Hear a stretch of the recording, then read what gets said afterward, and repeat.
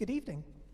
It's lovely to see so many of you in the room tonight, and a special welcome to everyone watching online as well. We have our live streaming audience and people joining us on YouTube and Facebook at the moment as well. So lovely to see you in the room. We are the Wiltshire Music Centre. We're a concert hall and community venue based in Bradford-on-Avon, UK. You can find out more about the work that we do by going to www.wiltshiremusic.org.uk. Now, this is the first classical concert of our Spring-Summer 2022 series. You can find out more about what we do if you're in the room by picking up a brochure on your way out. We've got lots of exciting concerts, both in the room and online as well, so please do join us for that. You're all here to listen to Cordelia Williams, who's joined us for this evening performance. Really exciting to have you back on stage. You've had a long history with Wiltshire Music Centre. Talk a little bit about your experiences on this stage. Yes, I have had a very long and happy relationship with this hall. I think the first time I played here I was 14, and I played a concerto with the... This isn't working. Ooh, let me have a go with this. It's always fun, a bit of technical problems to deal with. Have a try of that. Let's see if that works. Can you hear me now? Shall I just speak loudly? Speak loudly. Okay. I'm sure the tech team will catch up.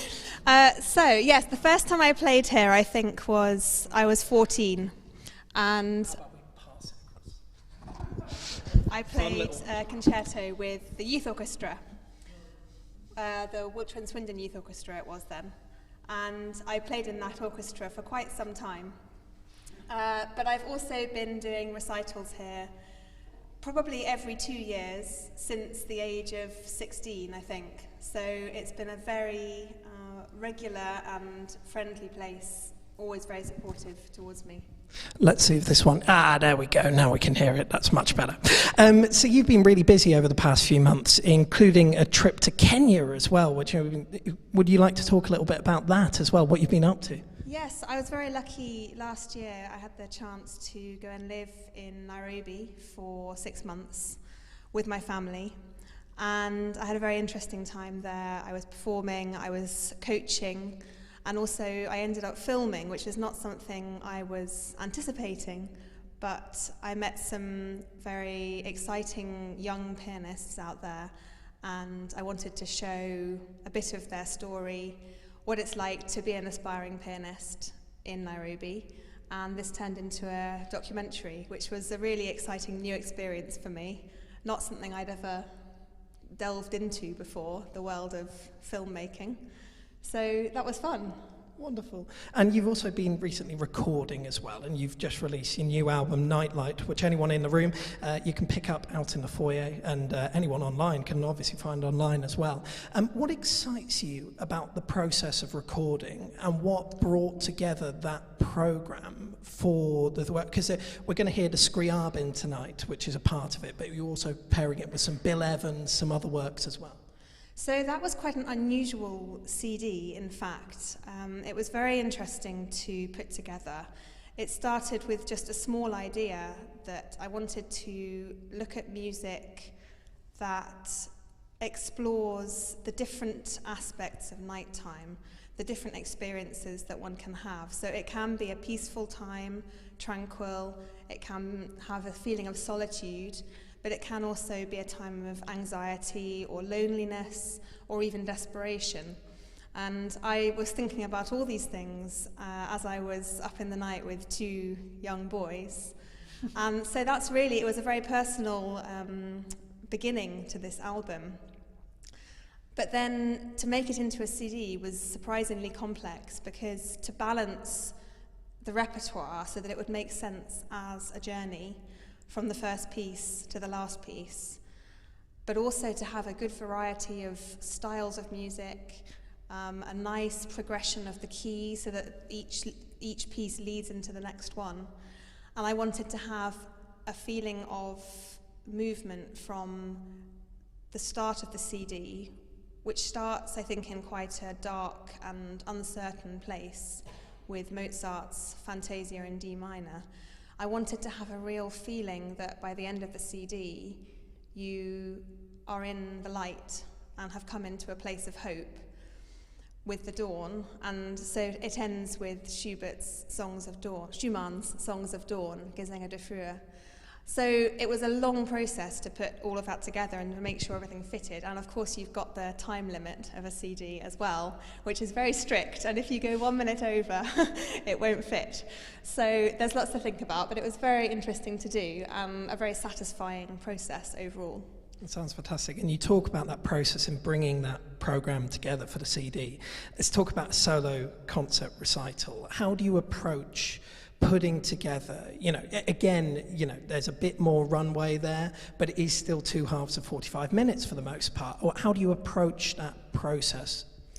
Well, actually in quite a similar way. So the reason I really enjoyed programming that CD, Nightlight, was because it did feel a little more similar to how I do normally program my recitals, which is that I like to have an experience that we're sharing through the program, not just to put pieces together almost randomly, but to have a reason that they're sitting next to each other, and hopefully to shed some new light on each of the pieces, because I love playing the classical romantic repertoire, the core repertoire, but it's very familiar to a lot of people, and I really enjoy juxtaposing things in a way that sometimes can reveal new things about the music. So actually the CD, the Nightlight CD, was much more close to that style of programming than usually with a CD, which is much more all of one genre. So for example, all the sonatas by a certain composer, or all the Chopin's nocturnes or something. So it was nice to have that bit of crossover, but I do try to have that storyline through a recital. And you're right, it is sometimes tricky to work within the limits of the 2 halves, because often it would naturally be a longer progression. So I have to think about where I would want to leave the audience at the end of the first half, how I want people to feel going out into the interval, and then how to pick up again in a way that makes sense for the second half. So I do put quite a lot of thought into it. Clearly. And I mean, you talk about this program. So what are the broad brushstroke themes, story that you're looking to tell with these 4 works in particular, kind of as a broader view of the whole program? So this program started from the fact that I really wanted to pair Brahms's Opus 117, his Intermezzi, which are very inner, very dark, very private. And I wanted to pair them with Schubert's luminous A major sonata. It's the early A major sonata, not the long, late one. But this early one, which I think has a real feeling of light and air and joy, which is quite unusual for Schubert, actually. And to me, these make the most wonderful pair, because after all of the... it is really desperate, the Brahms. It's beautiful, but desperately sad. And then opening up into this sunny Schubert somehow brings closure to what's happened in the Brahms. So that was the starting point. And then the Beethoven Bagatelles, it's a sort of pairing with the Brahms, because they're both works are very late for each composer. The Brahms Intermezzi were composed right at the end of his life, after he'd officially retired from composing.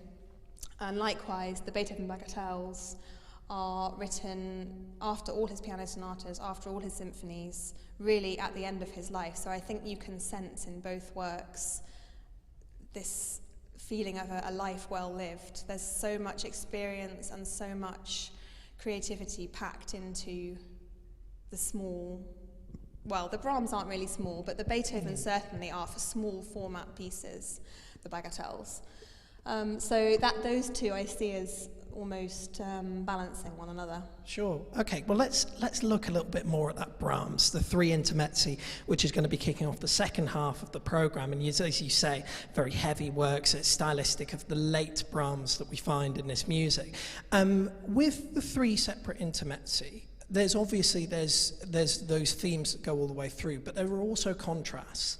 And from your perspective as a performer, how do you approach these works as a set? And how do you look to distinguish the contrast between the three different movements? Interesting. I think it just happens. I think it just happens as I get to know each piece. It's like getting to know a person. I don't really have to make an effort to distinguish between them. In terms of the connections, there are actually some quite specific connections. For example, you might notice if you're listening very carefully, in the first piece, there's a moment after the initial lullaby section, which opens the piece, where we transition into the much darker and more grief-stricken middle section. And there's a small octave motif there as we transition. And then this forms the basis of the third intermezzo, which opens with this very same octave motif, and that's developed into the entire piece. And I think this is quite telling because the first intermezzo, Brahms titles it, not quite titles, but he writes at the top a little quotation, which roughly translated is, "Sleep well, my child, sleep softly and well. It gives me grief to see you cry, or to see you weep." And the first intermezzo is very comforting and consoling, just as you would think if there were a child in pain.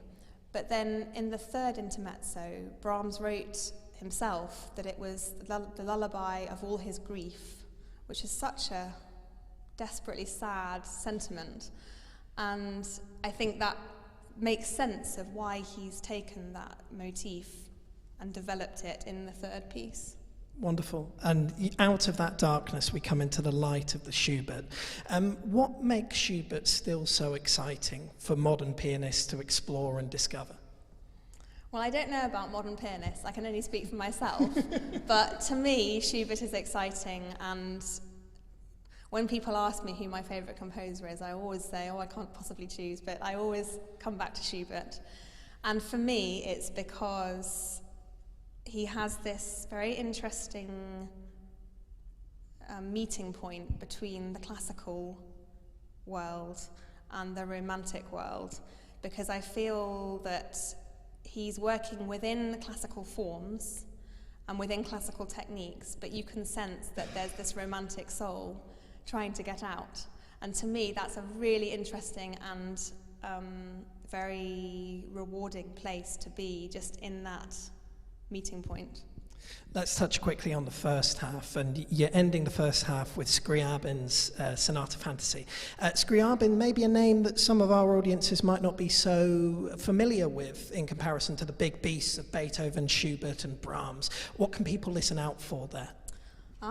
Well, Scriabin was a very interesting man and composer.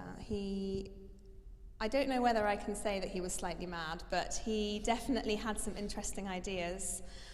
He believed that he was destined to bring about the reunification of mankind with the divine. So in terms of his life as a whole, he did have some quite strange thoughts and ambitions. However, in this early sonata, it's just the second sonata that he wrote, there's definitely a Chopinesque feel. I think he hasn't quite got into his later style, which is a lot more, he has a very unique musical language that he develops later on. But I think in this early sonata, I absolutely love it because it has still a feeling of magic and almost mysticism, like it's not quite real, and this feeling of melancholy, which is very strongly evoked in the music. But it's also absolutely beautiful to listen to, so for me it's a winning combination. It will be an absolute joy to hear it. And then you're kicking off with the Beethoven 6 Bagatelles. This, we find the late Beethoven style. What can we listen out for there in terms of stylistic traits? Well, I think everything, I would say. I think it's the reason I love these bagatelles. They are very different, I think, from many of the other bagatelles that he wrote, and he did say that he felt they were the best he'd written. And to me, that may be because there is so much compacted into these short pieces. They feel very revolutionary, very visionary, whereas the earlier bagatelles are often quite light-hearted and almost a trifle, and that's what the name bagatelle means, is a musical trifle. But these are anything but a trifle. They still have the feeling of energy and life, but if you listen for the effect that he uses, the compositional techniques, it's really astounding, I think. Sure. Final question. I think it's still worth noting as we come into 2022, we're performing with a live audience. We've got a big audience coming along, you're a part of it, and it's going to be wonderful. As a performer, what difference does it make performing in a live venue to an audience in the room? How does that change the way that you approach these pieces and the concert generally? I don't know if it changes how I approach the concert, but definitely the experience of the concert is very different, because even if you don't feel it, there is an active energy from an audience that the performers can feel, and it's very noticeable to us as performers, that energy of listening and concentration, and it almost feels as if we're creating the music together. I hope that doesn't sound too corny, but that is how it feels. And so playing during lockdown when there wasn't an audience, of course I was still trying to connect with the virtual audience, but it's never going to be quite the same as feeling that concentration and that listening energy. Fantastic. Well, I really hope you all enjoy it. Cordelia, thank you so much for talking today. Thank you to all of you watching in the room and watching from home. We are the Wiltshire Music Centre. We're a concert hall and community centre based in Bradford-on-Avon, UK. Find out more about our work at www.wiltshiremusic.org.uk. If you are watching on Facebook and YouTube right now, if we've got our tech right, if you go into the description at the bottom or the top of the video, you can click on and buy your tickets for tonight's live stream, and it's going to be a corker. Really looking forward to it. Thank you ever so much for watching.